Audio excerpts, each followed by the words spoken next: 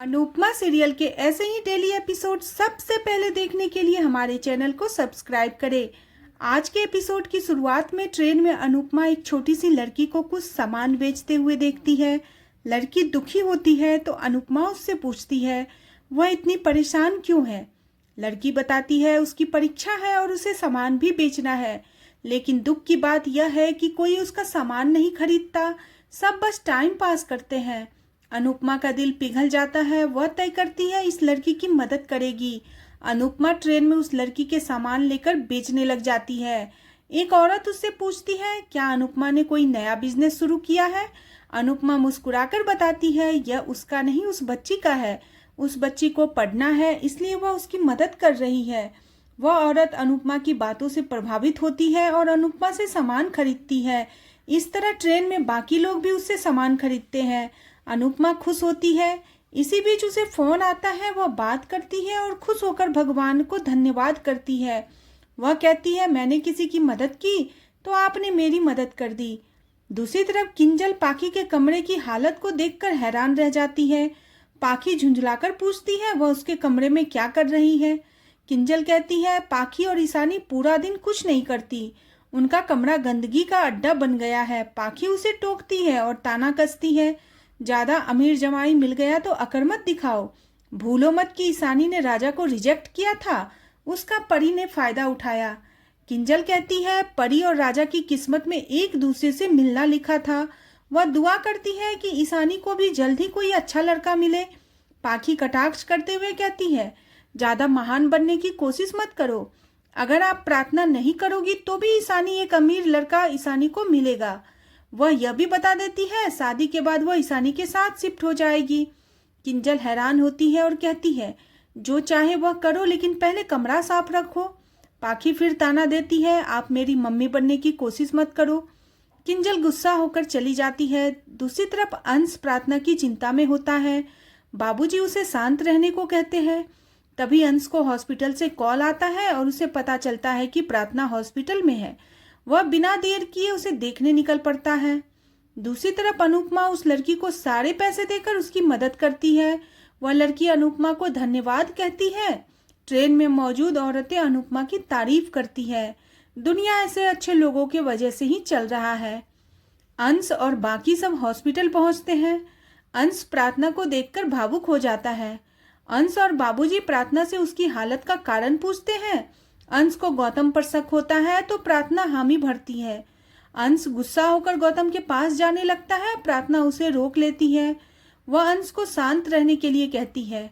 लीला प्रार्थना से कहती है तुम हमें लिख कर दो, अगर तुम्हें कुछ हो गया तो उसके जिम्मेदार हम नहीं हैं। इस बात पर सभी लीला पर गुस्सा करते हैं। तभी अंश फैसला करता है या तो वह प्रार्थना को घर लेकर आएगा या फिर उसके साथ घर छोड़ देगा। बाबूजी भी अंश का समर्थन कर देते हैं। यह सुनकर लीला घबरा जाती है। उसे लगने लगता है कि अंश को प्रार्थना से इतना लगाव क्यों है, कहीं यह बच्चा अंश का ही तो नहीं है। दूसरी तरफ अनुपमा पवा हाउस पहुंचती है। वहां की मालकिन उसका अच्छा से स्वागत करती है। अनुपमा को मेहमानों के लिए गुजराती खाना बनाने को कहा जाता है। वहां की मालकिन अनुपमा से बहुत अच्छा व्यवहार करती है तो अनुपमा सोचती है यह मैडम कितनी अच्छी है, सब लोग एक जैसे नहीं होते। अनुपमा उसे कहती है आप चिंता मत कीजिए, मैं बहुत अच्छा खाना बनाऊंगी। उसके बाद अनुपमा पूरे मन से काम में लग जाती है। वह लड्डू बनाने का फैसला करती है। उसे याद आता है कि प्रेम को यह लड्डू बहुत पसंद है। तभी बाहर प्रेम और अनिल मेहमान के रूप में वहां आते हैं। अनुपमा चौंक जाती है। उसे लगता है कि शायद राही भी उनके साथ आई है। वह उन्हें देखना चाहती है, लेकिन उसे याद आता है राही अब उसका चेहरा तक नहीं देखना चाहती। अनुपमा पीछे हट जाती है और खुद को उनके सामने जाने से रोक लेती है। तभी उसे पता चलता है कि राही उनके साथ नहीं आई है। अनुपमा कहती है वह प्रेम और अनिल के सामने नहीं जा सकती। दूसरी तरफ माही बार बार प्रेम को कॉल करती है, लेकिन प्रेम कॉल नहीं उठाता। तभी मोटी बा माही को किचन में देखती है। मोटी बा राही के बारे में पूछती है तो माही बताती है राही पराग के साथ डांस एकेडमी गई है। माही मौका देखकर मोटी बा को राही के खिलाफ कान भरने की कोशिश करती है। माही शिकायत करती है राही को डांस कोर्स ज्वाइन करने से पहले थोड़ा रुकना चाहिए था, अब घर कौन संभालेगा। तभी मोटी बा उसे फटकार लगाते हुए कहती है, घर तुम भी संभाल सकती हो। माही कहती है, मैं तो ऑफिस जाती हूँ। मोटी बा कहती है, तुम सिर्फ आर्यन के हिस्से के लिए ऑफिस जा रही हो, इस बहाने तुम्हें प्रेम के आसपास रहने का मौका मिल जाता है। माही चौंक जाती है। मोटी बा उसे साफ साफ चेतावनी देती है, राही और प्रेम के बीच में मत आओ और मुझे राही के खिलाफ भड़काने की कोशिश मत करो। माही हैरान रह जाती है। मोटी बा कहती है कि तुम ऑफिस पहले नहीं जाती थी तो भी ऑफिस का काम होता था। तुम याद रखना कि ये ऑफिस आज भी पराग और वसुंधरा कोठारी के नाम है, तुम वहाँ की मालकिन नहीं हो। माही सोचती है जब तक मोटी बा है वो अपने इरादों में कामयाब नहीं होगी। दूसरी तरफ अनुपमा की चिंता बढ़ जाती है, कहीं प्रेम खाने का स्वाद देखकर पहचान न ले यह खाना किसने बनाया है। तभी उसे पुराने दिनों की याद आती है जब अनुपमा ने सारा खाना प्रेम के पसंद का बनाया होता है और राही इससे नाराज होकर प्रेम से जलन महसूस करती है। तीनों में हंसी मजाक होती है। प्रेम और अनुपमा मिलकर राही को छेड़ते हैं। अनुपमा यह सब याद करके भावुक हो जाती है। दूसरी तरफ अंश प्रार्थना से कहता है कि उसे कुछ दिनों की छुट्टी ले लेनी चाहिए, लेकिन प्रार्थना मना कर देती है। उस पर अब बच्चों की जिम्मेदारी भी है और उसे डिलीवरी के समय भी छुट्टी लेने की जरूरत पड़ेगी, इसलिए वह अभी छुट्टी नहीं ले सकती। प्रार्थना अंश को लिस्ट दिखाती है जिसमें बच्चे की डिलीवरी से संबंधित सारे खर्चे लिखे होते हैं। वह कहती है कि गौतम के डर से मैं काम करना नहीं छोड़ सकती। अंश उसे पुलिस में शिकायत दर्ज कराने का सुझाव देता है। प्रार्थना इस सलाह से सहमत होती है। अंश कहता है, क्या हम अभी पुलिस स्टेशन चलें? प्रार्थना मना करती है और कहती है, अभी मैंने दवाई ली है, मुझे नींद आ रही है।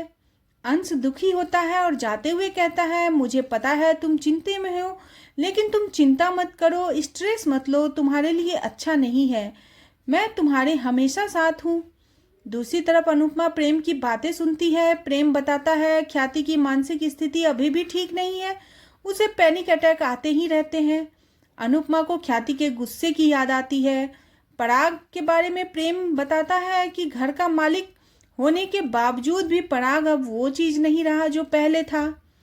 तभी वहां का पवार हाउस का मालिक कहता है, किसी ने नहीं सोचा था कि पराग जी जैसे इतने बड़े बिजनेसमैन काम छोड़ देंगे।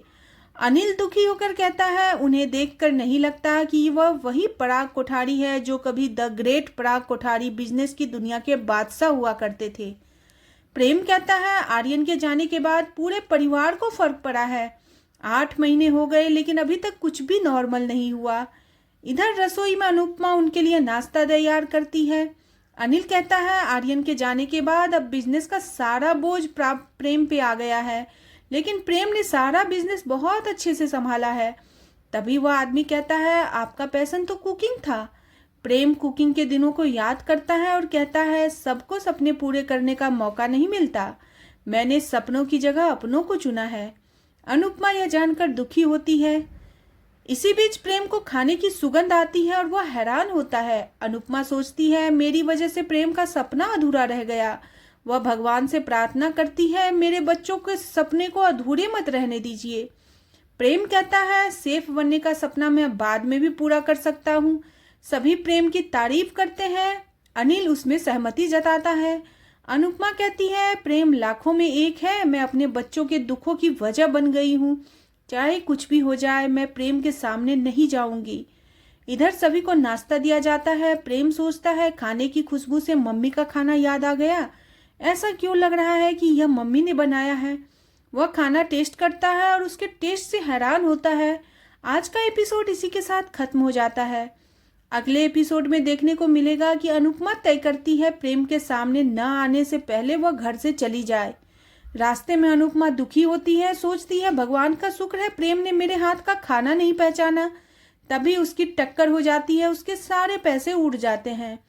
वह पैसे उठाने लगती है, तभी प्रेम उसकी मदद करता है और दोनों का आमना सामना होता है। आज का एपिसोड आपको कैसा लगा प्लीज कमेंट करें और बने रहे सीरियल अनुपमा में नेक्स्ट एपिसोड के लिए चैनल को सब्सक्राइब करना बिल्कुल न भूलें।